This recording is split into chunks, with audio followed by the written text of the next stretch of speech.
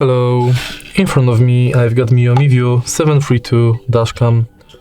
In this video I'll show you how to attach it to front windshield.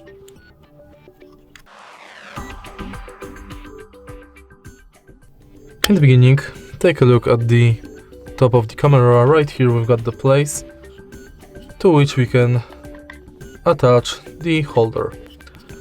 Push it to the end, and now this part of the holder you have to stick to clean and degreased part of your front windshield. Once it's done, simply push this lever forward. This is a classic suction holder. To take it out, simply unlock the lever, and that's basically it. If you find this video helpful, please leave like, comment and subscribe.